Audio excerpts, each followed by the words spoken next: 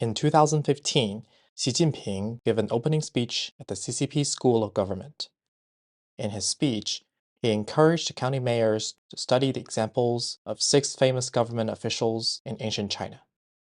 Sounds like a normal thing that your boss would like you to do, right?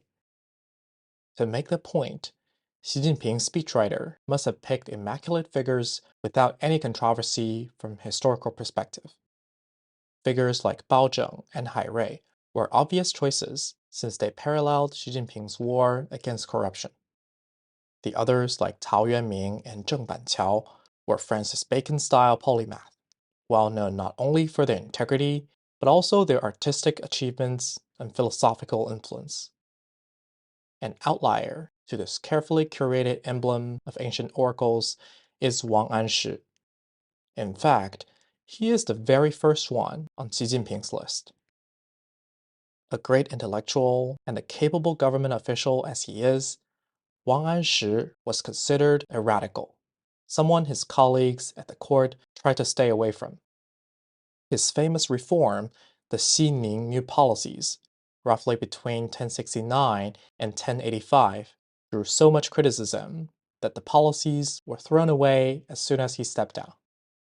Some even blamed the new policies for the defeat of the Song Kingdom by its enemy from the north.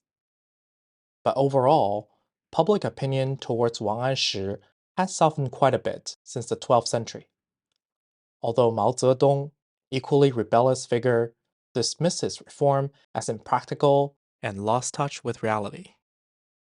As a result, Chinese textbooks in today's schools tend to describe Wang Anshi more as a romantic poet rather than a serious political thinker. Xi Jinping didn't fully recognize Wang Anshi's contribution to China, but he did bring in some fresh air and renewed people's interest in this political heavyweight 1,000 years ago. A close look at Wang Anshi and his reform would reveal some concerning similarities between the China back then and the China today. The challenges it was faced with, as well as the opportunities. The reform measures are not hard to grasp, but the reasoning behind them was way ahead of its time. So much so that the reform was almost doomed to fail. Positive or negative, maybe his reform can shed some light on the reforms that we're seeing in China right now. At the age of 27, Wang Anshi became one of the youngest mayors in Chinese history. The appointment wasn't arbitrary, because before he got the job in Yinxian, today's Ningbo, he was famous for being one of the youngest imperial exam laureates, kind of like today's Rhodes Scholar, and had already staffed in his hometown for several years. Despite the stunning resume, he worked tirelessly at his first mayor job in Yinxian, cutting red tapes, improving infrastructure, and building new schools. Meanwhile, he didn't waste his writing skill by leaving us with a few brilliant articles on what he thought is the best way to run a government. In an era without Twitter or LinkedIn, this was the best way to get attention from your boss and vie for more important roles. At age 48, Wang Anshi reached the peak of his career as vice chancellor. If not for him turning down the offer several times, Wang Anshi would have become chancellor in his early 40s, which is exceptionally young in China. His colleague and friend Sima Guang became the emperor's advisor at an even younger age. But he was born into a distinguished family, with a long list of prominent office holders inside the family, while Wang Anshi's father was only a junior-level local official. The Song dynasty is a distinctive period when the so-called scholar officials took center stage in state politics. The word scholar official was not just a common name for those government officials active in both politics and literature, but also to describe a profound social movement in the 10th and 11th century China. Traditionally, the emperor would fill government positions with his patrons or members of prominent families, with only a few exceptions. As the imperial exam had become more standardized and been held on more regular basis since the 8th century, Someone who grew up in a butcher shop could achieve the same social status as the emperor's nephew by passing and excelling in the exams. The emperor was also in favor of this upward social mobility because he could now tap into a talent pool of ordinary people who can speak like Conan O'Brien, write like Shakespeare, and more importantly, feel loyal to their boss. Fan Zhongyan, Ouyang Xiu, and Wang Anshi were all influential poets and writers of their time even before they became the emperor's right-hand man. In fact, the practice of selecting officials by merit instead of by lineage in China began much earlier than Song, but they made up only a tiny fraction of the government staff.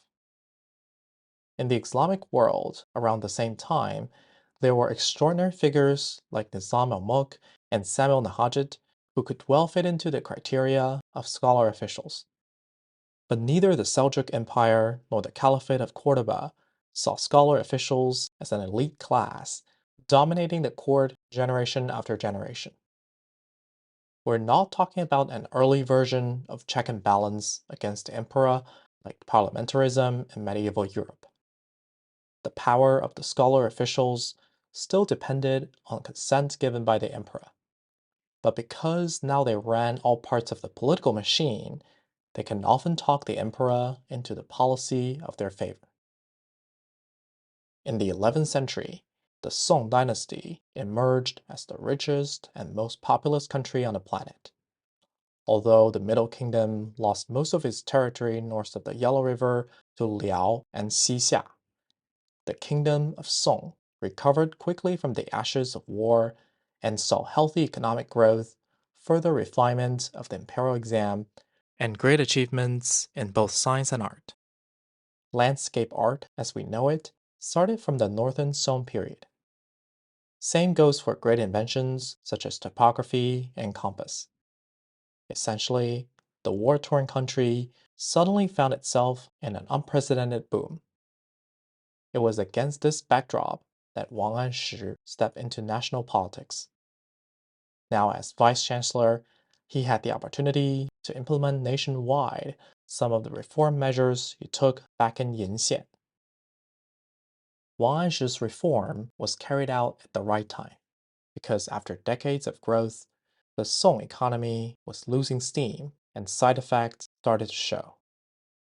The success of the imperial exam had the undesired results of an inefficient, bloated bureaucracy, so much so that the government was running at a deficit year after year. Although Wang Anshi's reform encompassed all sectors like agriculture and military, at the very beginning, its main target was to address the country's financial woes. Here I'd like to talk about a few policies essential to the reform, but are also the most controversial. The first one is the Farm Loan Act. By the way, since this is not an academic video, I use discretion when translating these policy names, so hopefully it could make more sense. The Farm Loan Act, a direct borrow of words from the 1933 Farm Credit Act in the US, worked just as you would expect. Peasants could get a loan or equivalents in grains from the government every year during the time between harvests, usually in late summer, then pay it back after selling their crops with interest. Today, governments still take similar measures, like when the energy price went up in 2022 when the Russia-Ukraine war broke out. The US and EU governments rushed to provide energy subsidies and release petrol reserve. Since the 2nd century BC, emperors in China had propped up philanthropy grain reserves in order to give out to his people during bad years. A grain reserve worked the same way as a food bank today, as the borrowers were not obliged to pay back.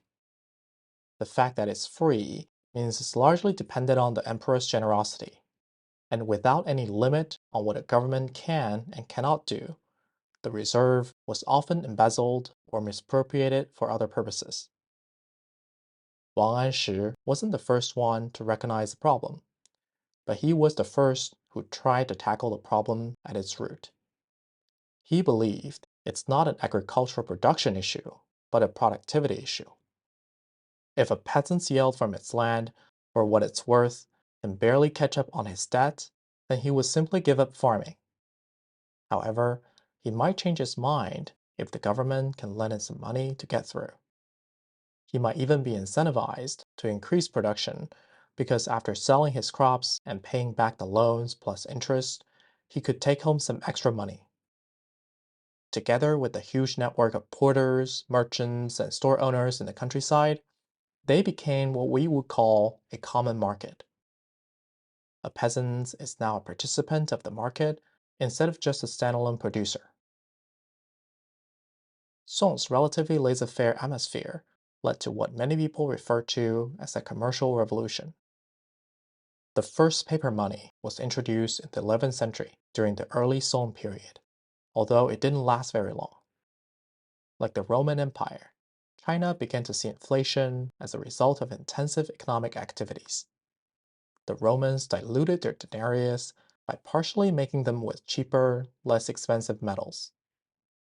The Song Chinese made the same mistake by printing more and more money, which only aggravated the inflationary cycle. That being said, for the first time in Chinese history, accumulation of wealth was no longer despised and was even encouraged. We don't have a continuous records of food and goods prices from ancient China as in the West, but I'm pretty sure that the average Chinese in the Song period was more familiar with prices, taxes, and interest rate than people ever before. The shift in attitudes towards money also inspired government officials to think again on how to run the country. They attributed the decline of previous dynasties to a lack of financial discipline. So they persuaded their emperors to keep his personal spending in control and live a frugal lifestyle, like their ancestor Zhao Guangyin, Song's founding emperor. Unapologetically wealthy as they were, Song's emperors were no doubt the most frugal ones in the list of all Chinese emperors. According to the Confucius-minded scholar officials, the legitimacy of an emperor does not lie in display of might and pomp, but in good governance, or what Machiavelli called virtue. A man who becomes king must make an absolute priority to win over the affection of the common people. To prevent the imperial court from excessive abuse of power and money, Wang Anshi established the very first Ministry of Finance in China. The Sansi Tiaoli Si, or the Central Bureau, controlled the state's treasury and budget. From now on, all local revenues and spending had to go under the inspection of the central government. Taxes were collected and spent on infrastructure projects and basic social welfare. By doing so, Wang Anshi and his colleagues put to test what we today call monetary policy. By the way, the first budget in modern sense, meaning it's auditable by parliament, was introduced in the Netherlands in 1572. The 1570s was actually a really bad time in China, as the Ming Dynasty was struggling with its financial problems. Zhang Juzheng, the Grand Secretary at the time, put in place the Single Whip Law, replacing all levies and labor obligations with a single tax on land. The law aimed to mitigate the rampant mob practices in levy and duty collection, and also put an end to the forced labor system. This was a huge step for China, which was traditionally fueled by forced labor. The Song emperors were not very keen on big infrastructure projects, so there weren't as many forced labor as in other dynasties. But if you are a male of working age, you would still be drafted to work at the municipal offices without any salary for a certain amount of time during a year. The job duties can be anything from assistant police to a gatekeeper. A gatekeeper job may sound boring, but it was actually preferred because visitors often tipped the gatekeeper to jump the queue. Even if one could get a small amount of compensation or bribery, the municipal obligation still means a person would be away from his family and be squeezed like a lemon. Even worse, his family had to cover all his living expenses and would be fined if he didn't do a proper job. It's probably not difficult to see why the municipal obligation generated so much hatred among the people towards the government.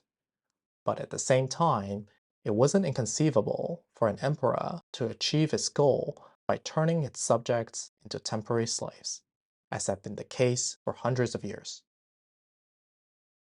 Throughout his life, Wang Anshi never questioned the righteousness of an emperor's absolute power. He is, in this sense, a proper student of Confucianism.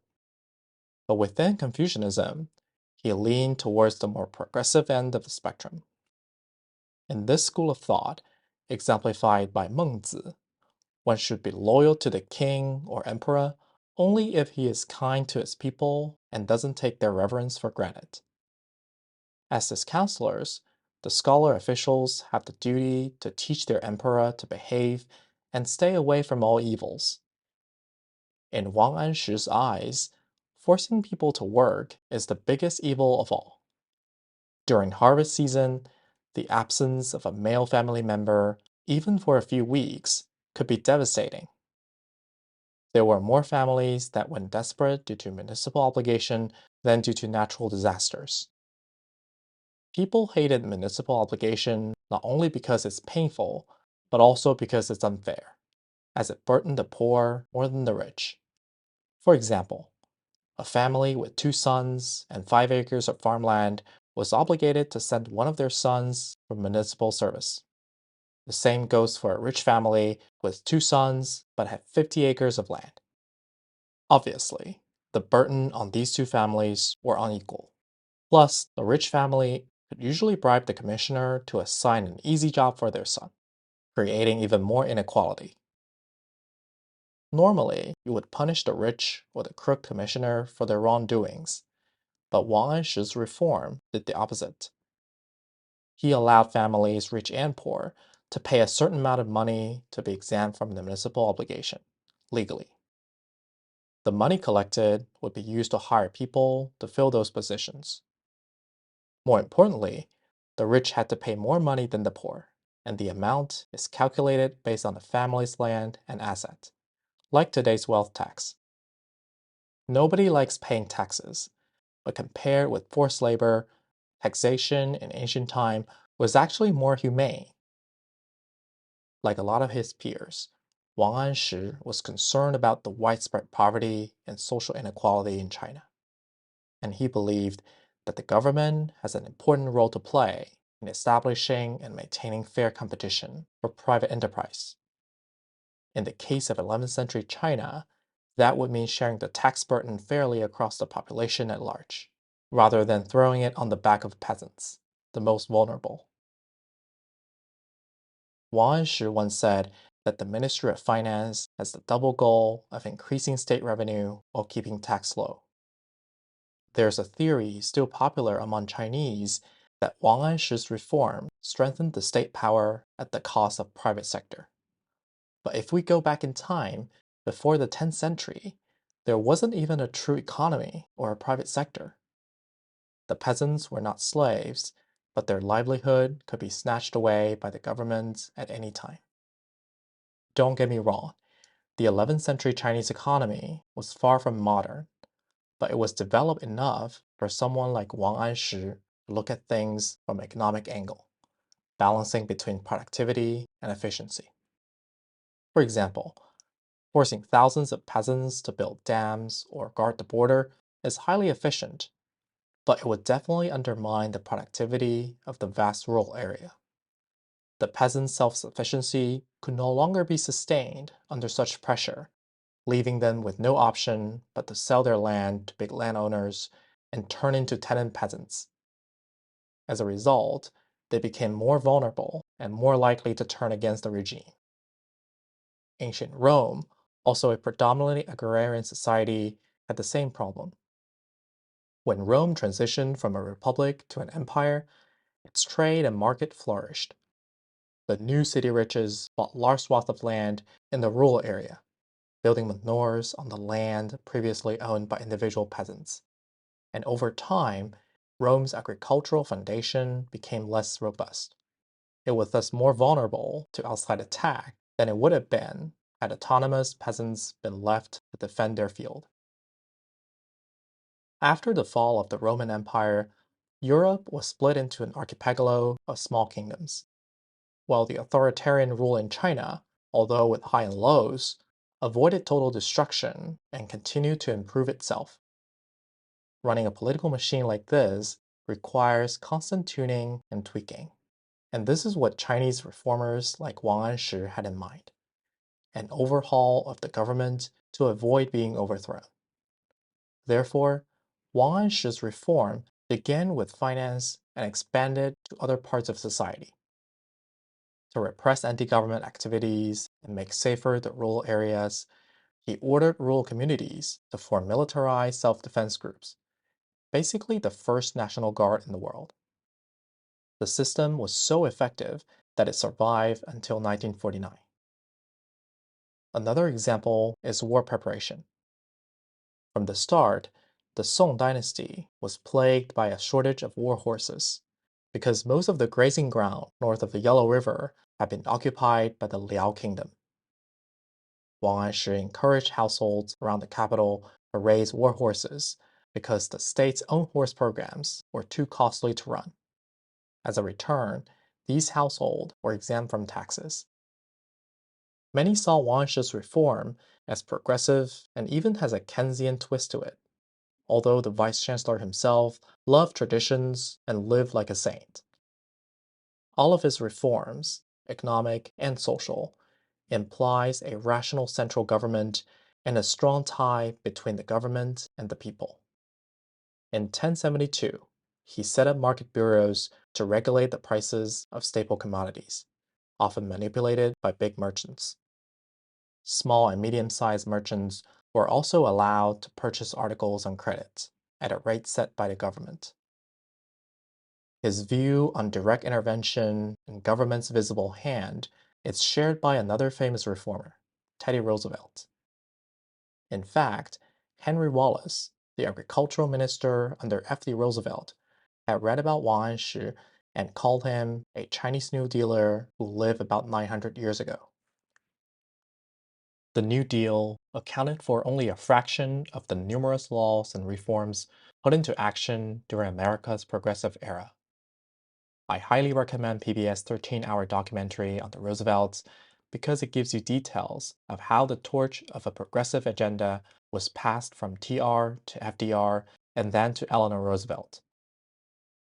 On the other hand, Wang Anshi's new laws were far less likely to take off since he was pretty much alone in this battle. His allies, all Southerners like himself, were keen on pushing the reforms, but they were a tiny drop in the ocean. Only 5 years into the job, Wang Anshi was forced to step back and lost the support of the emperor. The new laws dangled for a few more years, but were eventually abolished in 1085. As in the case of the single whip law, many of Wang Anshi's reform policies were picked up by reformers after him. But it wasn't until the early 1900s that Liang Qichao, a constitutionist, and Yan Fu, who first introduced Western ideas to China, credited him with the reputation he deserved. Liang Qichao saw a perfect man trying to save China from falling and to build a modern state centuries before Britain did. He even compared Wang Anshi to China's Oliver Cromwell. In terms of why the Xining new policies ended up failing, Mao Zedong thinks that Wang Anshi was formulating new policies in his ivory tower and had largely ignored what's happening on the ground. Basically, the laws were good, but they were implemented by bad people. For example, minor officials would forcefully apply loans onto peasants and take a cut of profit for themselves. The shift from payment in kind or labor to payment in money actually made corruption easier. So are we saying that corruption is what caused the Xining reform to fail? At least that's what history textbook in China says. To be fair, Wang Anshi did try to curb corruption while he was in charge. He cut down redundant positions and increased salaries of local officials. These acts obviously distanced himself from other officials, many of whom resisted the reform since the beginning. It had also irritated the big landowners in the country. The turn to payments in money expanded the tax base, but it also meant people formerly exempt from certain taxes had to pay more. Unregistered fields were discovered and taxed. Funds were put under tight control of the 三司条例司, so embezzlement was made more difficult. Cracking down corruption takes huge political will, and the leader risks losing credibility, as we saw in the latest shakeup in Xi Jinping's cabinet. I'm not saying anti corruption is not important, but I think people need to think about what's next. The campaign against corruption removed some of the roadblocks to reforms and progress, but in the meantime, it would also escalate the tension between central and local governments. Being an emperor or even a dictator doesn't necessarily give you political action. People can pretend to follow your order while doing the exact opposite. At the minimum, political action requires an agreed upon decision making process, some form of representation, and adequate freedom for people to think for themselves. These are what make political action a reality in the Western democracies, but they're also very easy to be taken for granted. The political culture of the Song dynasty was neither liberal nor conservative, but diverse. For the first time in Chinese history, state officials were divided into political camps and often had open debates in front of the emperor. The line was drawn between progressives and conservatives, between those who propose let's do something new and those who think the old ways are the best. At the beginning, both sides could put the country's interest above their own. Progressive officials like Wang Anshi worked side by side with conservatives like Sima Guang and Han Qi. This cooperative relationship, however, didn't last very long. Cracks started to grow, and their disagreement could be ideological or personal. Wang Anshi was removed twice from head of government by his opponents, who accused him of throwing the country into chaos. Even Ouyang Xiu, his mentor, openly criticized the Farm Loan Act for punishing the poor, not helping them. To make matters worse, Wang Anshi's own stubbornness and short temper turned away many of his allies like Zeng Bu and Lu Huiqing. Essentially, time was running out for Wang Anshi, but instead of remediating his colleagues' concern, most of them legitimate, he kept on pressing the reform pedal. Without modern technology like text messages or email, the local administrators found it almost impossible to keep up with the flurry of reform policies sent from the capital. Let's say Wang Anshi could somehow circumvent these obstacles and let his mind be read by everyone else. I think he still had one deadly enemy, and that is the society he was born into. In the end, he was there to help maintain the authoritarian rule, not to overthrow it. Reforms such as the Rural Self-Defense Act contradicted the fundamental logic of the Chinese Empire, which is to rule from top to bottom, not the other way around. The reform proposed by Wang Anshi had a decentralizing force since the beginning. Think about it. If borrowing money is easy and doesn't have any string attached, peasants wouldn't go bankrupt and give up their yeoman status so easily. If market monopoly were to be ended, where would the government, the biggest monopoly in the room, fit in? If people can defend themselves, what good does the government army do? To some extent, most of the world problems today still have the same ingredients: a lack of basic goods and services, and a government whose power too big but responsibility too small.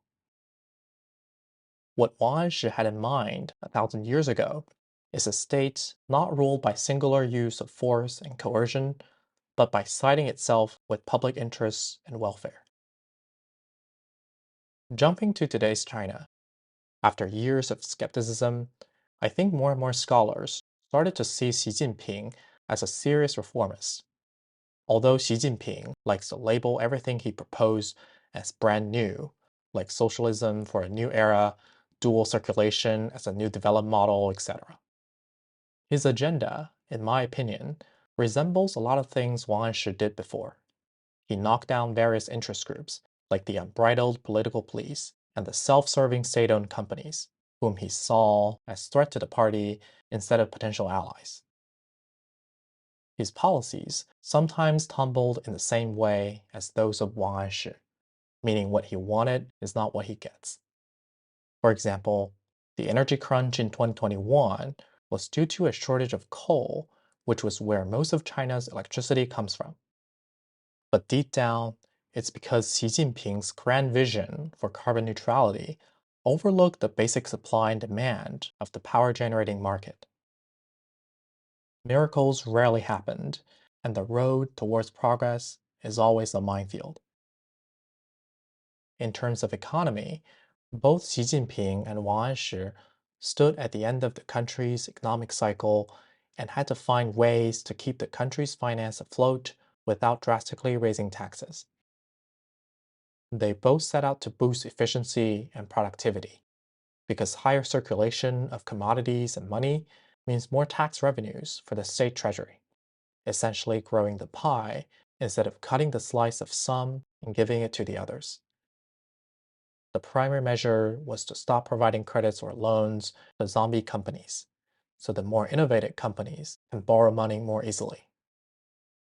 Xi Jinping understands the terrible effect of state monopoly on private business activities, but he is hesitant about giving more autonomy to giants like Alibaba. In terms of personality, Xi was far less tolerant than Wang Anshi when it comes to criticism and dispute.